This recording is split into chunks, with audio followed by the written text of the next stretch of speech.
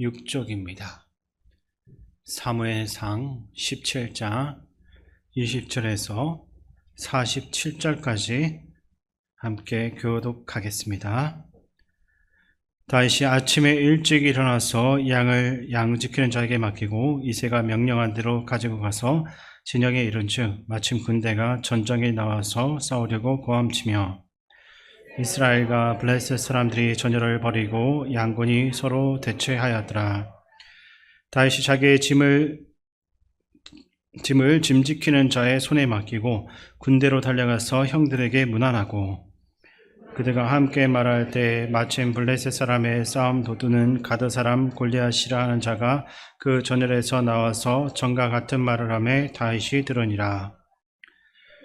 이스라엘 모든 사람이 그 사람을 보고 심히 두려워하여 그 앞에서 도망하며 이스라엘 사람들이 이르되 너희가 이 올라온 사람들을 보았느냐? 참으로 이스라엘을 모욕하러 왔도다. 그를 죽이는 사람은 왕이 많은 재물로 보하게 하고 그의 딸을 그에게 주고 그 아버지의 집을 이스라엘 중에서 세금을 면제하게 하시리라.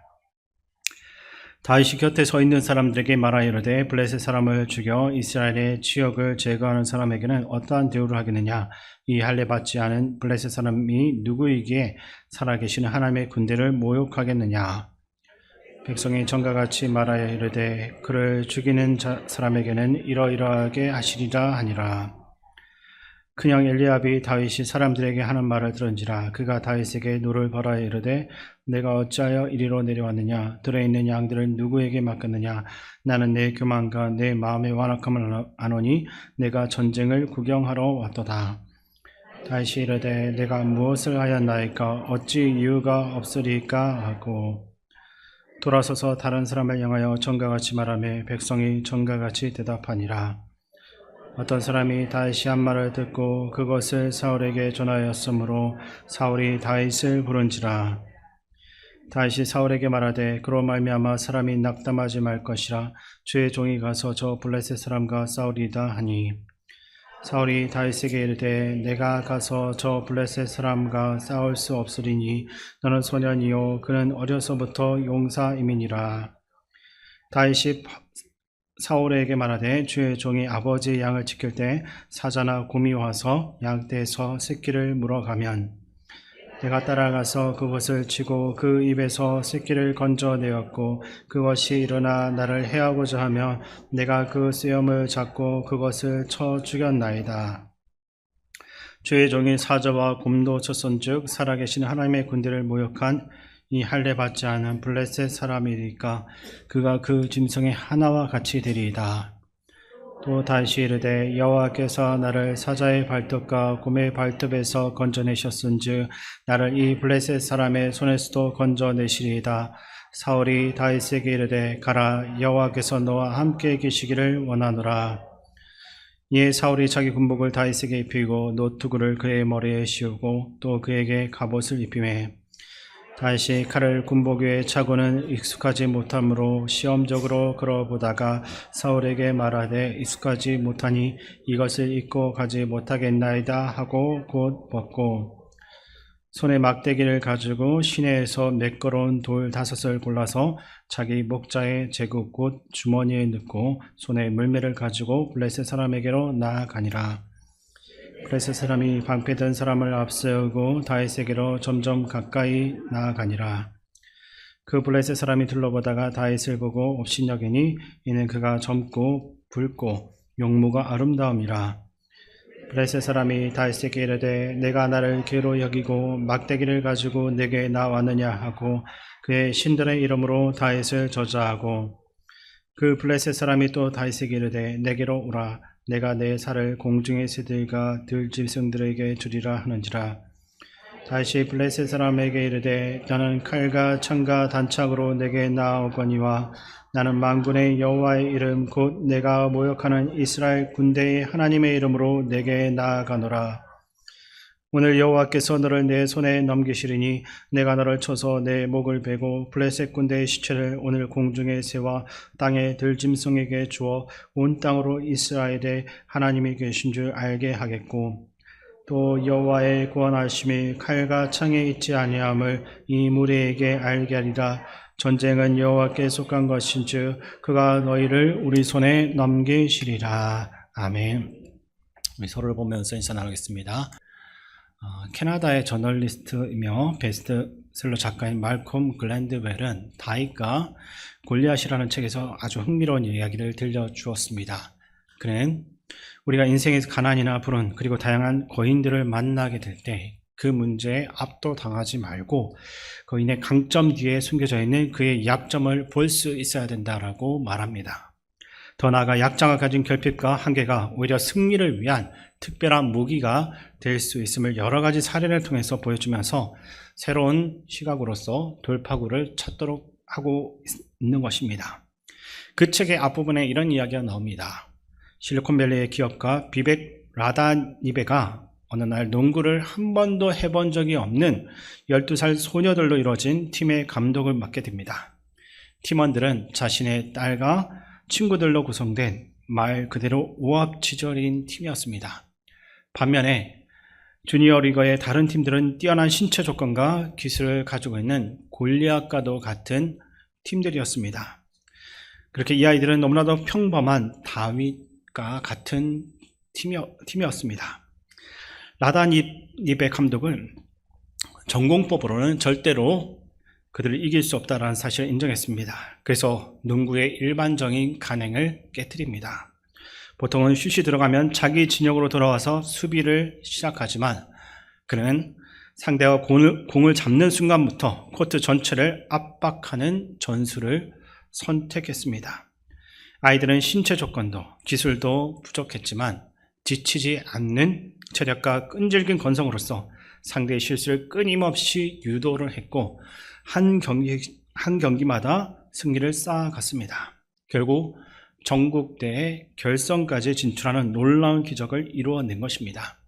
그들 모두가 조건을 갖춘 골리앗을 따라하려고 하지 않았습니다. 마치 다윗이 그랬던 것처럼 갑옷을 벗고 자신들만의 방식으로 싸움을 했고 바로 그 특별한 무기가 승리를 가져다 주었습니다. 이 이야기는 우리에게 자연스럽게 성경 속 한 장면을 떠올리게 하고 있습니다.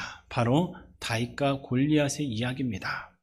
우리에게 너무나 잘 알려진 이 이야기는 기독교인이 아니어도 대부분 잘 알고 있는 유명한 이야기입니다. 어린 소년 다윗이 키 2m가 넘는 거대한 장수 골리앗을 돌팔매 하나로 쓰러뜨린 이야기인데 이스라엘에 다윗이 있다라고 한다면 우리나라에는 누구가 어떤 사람이 있겠습니까? 바로 이순신입니다. 우리는 흔히 신에게는 아직 12척의 배가 있습니다라는 말만 기억합니다.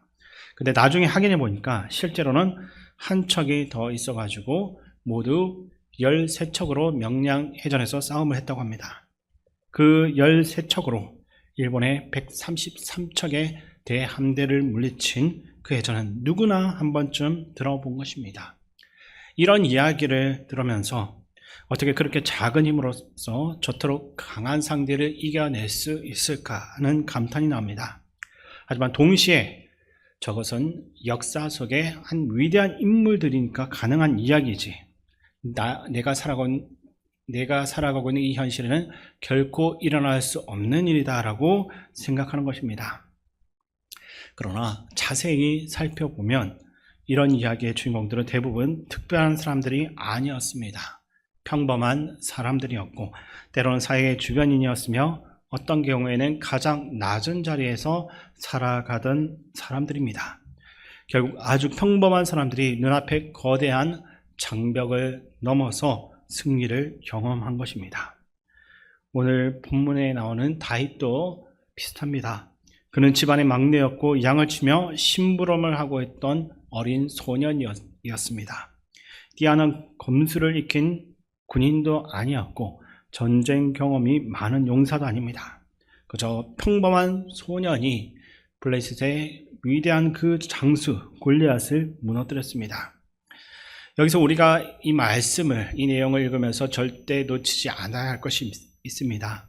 바로 저와 여러분처럼 평범한 사람도 거대한 장벽을 넘어서는 이야기의 주인공이 될 수 있다는 겁니다. 성경이 이 이야기를 기록한 이유도 바로 여기에 있습니다. 하나님께서 너희도 다윗이 했던 것처럼 승리할 수 있다라는 이 믿음을 심어주시기 위해서 이 말씀을 우리에게 전해준 것입니다. 그러므로 오늘 말씀을 통해서 소년 다윗이 어떻게 승리했는지를 함께 발견하고 우리 모두도 그와 같은 승리의 주인공이 될 수 있기를 소망합니다. 그렇다면 본문의 다윗처럼 승리하는 삶을 살기 위해선 무엇이 필요하겠습니까? 첫 번째는 적이 누구인지를 분명히 아는 것입니다. 여러분의 앞을 가로막고 있는 인생의 골리앗이 여러분에게는 무엇이 있습니까? 잠시 마음속으로 한번 생각해 보기만 합니다. 내가 반드시 넘어가야만 하지만 도저히 이길 수 없는 것처럼 보이는 거인이 있습니다. 어떤 사람에게는 돈이 골리앗이 될 수도 있고 사업의 문제가 그럴 수 있습니다. 가족이나 이웃과의 그 관계가 골리앗이 될 수도 있고 취업을 준비하는 청년들에게는 그 취업이 가장 큰 골리앗이 되기도 합니다. 예전에 아버지께 제가 이런 질문을 드린 적이 있습니다. 아버지한테 골리앗은 대체 누구입니까? 아버지가 이렇게 대답했습니다. 나의 골리앗은 어쩌면 나 자신인 것 같다. 그 말을 듣고 보니 맞는 말이라는 생각이 들었습니다. 어쩌면 가장 극복하기 어려운 대상은 상황도 아니고 환경도 아니라 바로 자기 자신일 수 있는 겁니다. 하지만 사실 그것도 진짜 위협적인 골리앗은 아닙니다. 우리가 지금 골리앗이라고 생각하는 문제들은 궁극적인 적이 아닌 것입니다. 오늘 본문을 다시 한 번 더 보겠습니다. 골리앗은 40일 동안 아침 저녁으로 이스라엘 진영 앞에 나와서 한 가지 일을 반복해서 행했습니다. 그는 이스라엘 군대를 모욕했고 무엇보다 하나님을 조롱합니다. 너희 하나님이 과연 무엇을 할 수 있느냐? 아무리 기도해도 소용이 없다. 결코 하나님은 너희를 구하지 못할 것입니다. 그렇게 백성들의 마음에 두려움을 심고 낙심하게 만듭니다. 바로 이것이 골리앗의 정체입니다. 그는 단순히 등치만 큰 거인이 아니었습니다. 눈에 보이는 물리적인 위험만이 아니었습니다. 그의 진짜 목적은 하나님을 향한 믿음을 흔들고 그분에 대한 신뢰를 완전히 무너뜨리는 것입니다. 결국 사람들의 마음을 하나님에게서 조금씩 멀어지게 만드는 것, 그것이 골리앗의 가장 큰 무서운 공격입니다. 에베소서 6장 12절에 보면 이러한 골리앗의 정체에 대해서 더 분명하게 이야기하고 있는데 거기 보면 우리의 씨름은 혈과 육을 상대하는 것이 아니요 통치자들과 권세들과 이 어둠의 세상 주관자들과 하늘에 있는 악의 영들을 상대함이라 라고 나오고 있습니다. 바울은 우리가 싸워야 할 그 대상이 눈에 보이는 문제가 아니라고 말합니다.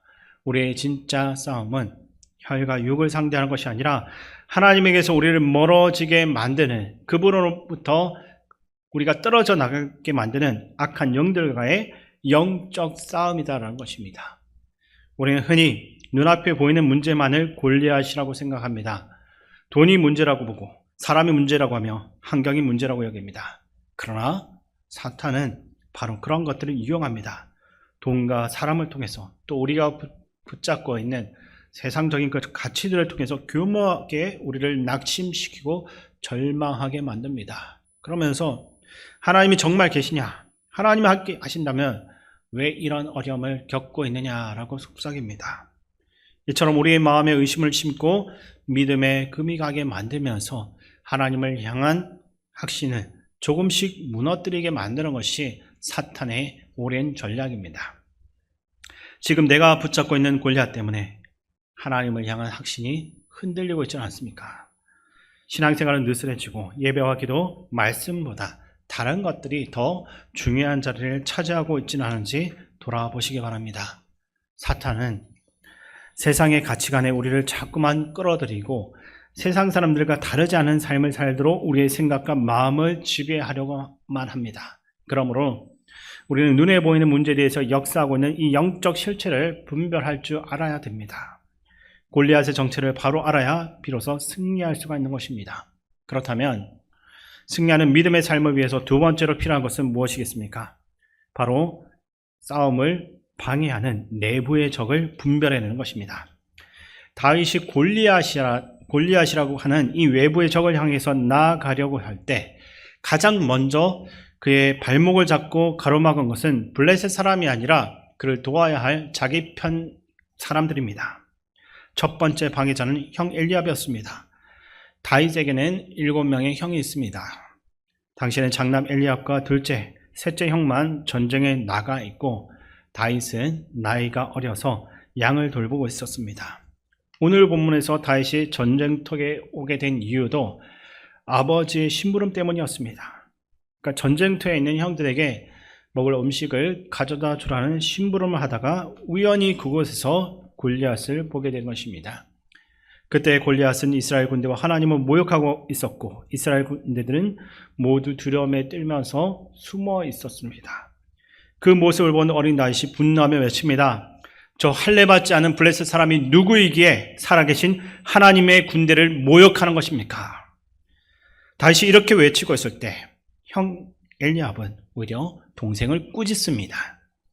모두가 골리앗 앞에서 두려워 떨고 있을 때 하나님을 향한 그 열심으로써 분노하고 있는 동생을 격려하기는커녕 오히려 호통을 치면서 막아서고 있습니다. 그런데 엘리압이 이렇게 말한 이유는 다윗이 위험할까 봐 걱정해서는 아닌 것으로 보여집니다. 얼마 전 사무엘이 장남인 자신이 아니라 막내 다윗에게 기름을 부으면서 장차 이스라엘 왕이 될 것이라고 선포했습니다. 어쩌면 엘리압은 그 일로 인해서 시기와 질투를 그의 동생에게 품고 있었던 것으로 추측이 됩니다. 지금은 모두가 힘을 모아서 골리앗과 맞서야 하는 절박한 상황인데도 그런 개인적인 감정 때문에 다윗의 발목을 붙잡습니다. 결국 다윗이 싸워야 했던 첫 번째 적은 골리앗이 아니라 가장 가까운 사람의 시기와 분노였습니다. 하지만 다윗은 형의 말에 흔들리지 않습니다. 주눅들지 않고 변명하면서 그 시간을 낭비하지 않았던 것입니다. 성경은 다윗이 형의 말을 뒤로하고 다른 사람에게 가서 계속 이야기했다라고 기록하고 있습니다. 그는 사람의 비난보다 하나님의 생각과 뜻에 집중했고 자신이 걸어가야 할 그 길을 묵묵히 걸어갔습니다. 두 번째 방해자가 있는데 사울 왕입니다.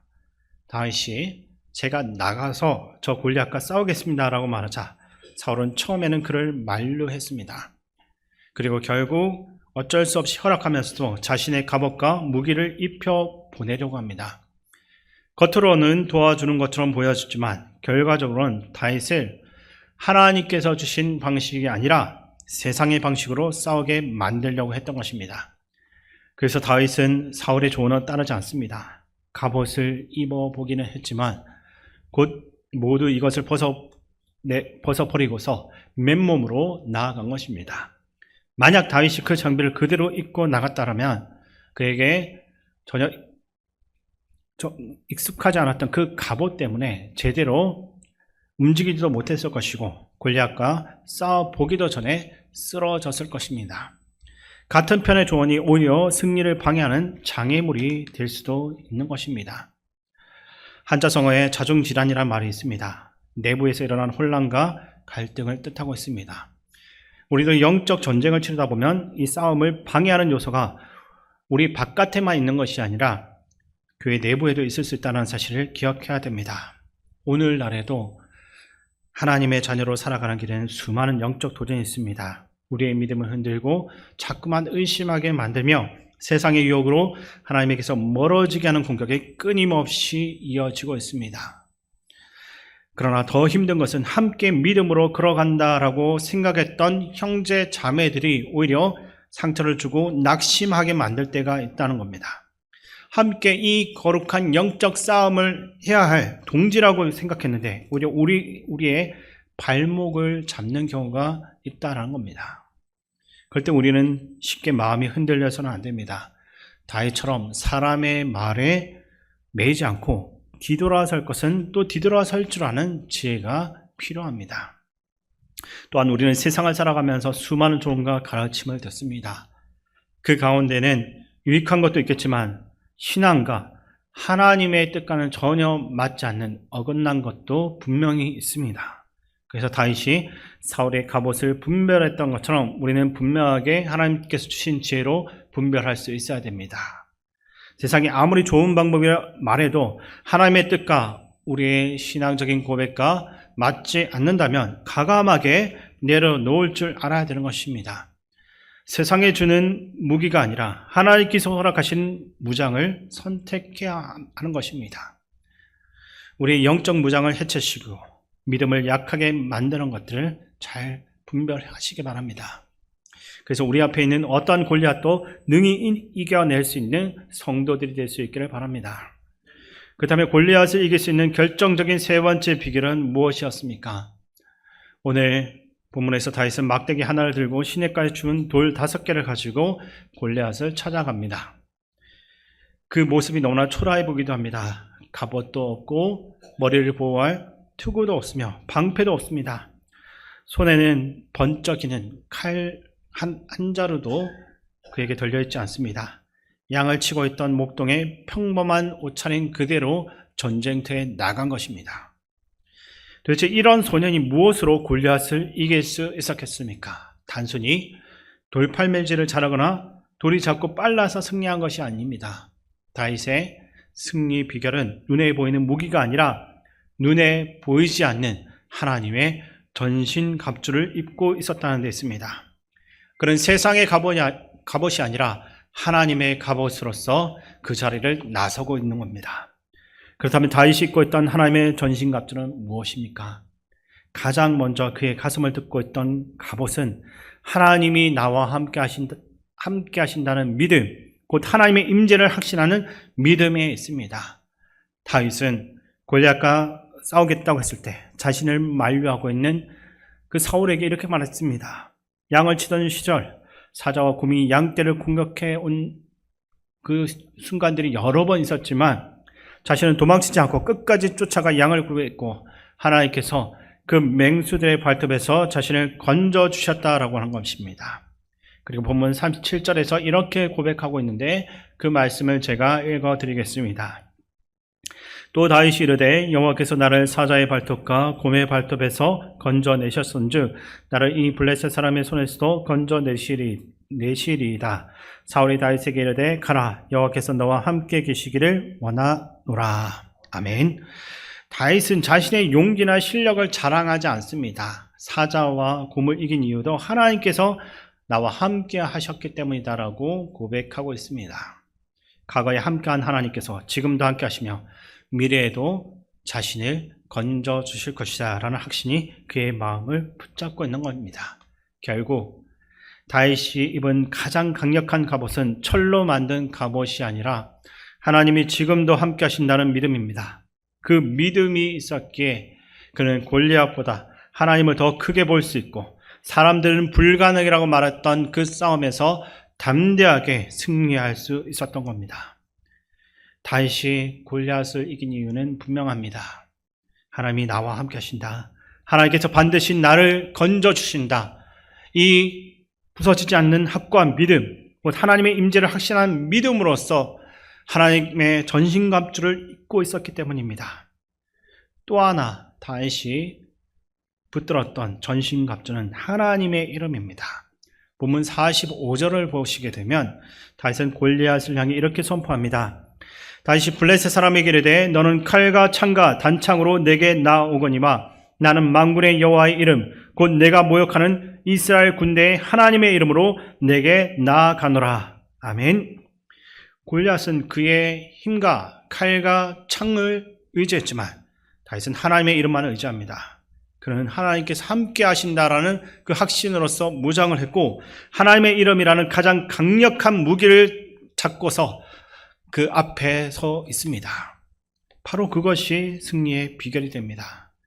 우리도 우리 인생에서 만나는 수많은 골리앗 앞에서 마음이 무겁고 답답할 때가 있습니다. 그러나 먼저 눈에 보이는 문제보다 그 문제를 통해서 우리를 하나님에게서 자꾸만 멀어지게 하는 이 영적인 실체를 구분할 수 있어야 됩니다. 우리의 힘만으로는 이 골리앗을 이겨낼 수 없지만 하나님께서 함께 하시면 우리의 모든 상황은 달라질 수 있습니다. 하나님께서 우리를 붙드시고 우리가 전능하신 하나님의 이름을 의지하며 나아갈 때 우리가 감당하지 못할 골리앗은 이 세상 가운데 없습니다. 다윗에게 골리앗은 도저히 이길 수 없는 상대였지만 하나님께서 골리앗이 전혀 문제가 되지 않게 만들었습니다. 그러므로 우리의 믿음은 더욱더 새로워져야 합니다. 내 능력이나 사람의 도움, 세상적인 방법을 의지하는 것이 아니라 하나님께서 나와 함께 하시고 나를 지켜주신다라는 믿음과 전능하신 이 하나님의 이름을 끝까지 붙드는 저와 여러분 될 수 있기를 주님의 이름으로 축원드립니다. 사랑의 하나님 아버지, 우리 눈에 보이는 골리앗보다 하나님을 더 크게 바라보는 믿음을 허락하여 주시옵소서. 눈에 보이는 문제에 마음을 빼앗기지 않게 하시고 우리를 하나님에게서 멀어지기만 하는 이 영적 싸움을 분별할 수 있는 지혜를 더하여 주시옵소서. 어떤 때에도 하나님께서 나와 함께 하시고 지켜주신다는 그것을 믿게 하시고 사람의 방법이 아니라 전능하신 하나님의 이름만을 의지하며 담대히 나아갈 수 있게 하여 주시옵소서. 기도와 말씀 찬양으로 날마다 하나님의 전신갑주를 입고 우리 삶의 모든 승리를 통해 오직 살아계신 하나님께만 영광을 올려드릴 수 있게 도와주시옵소서. 우리와 함께 하시는 예수님의 이름으로 기도드립니다. 아멘.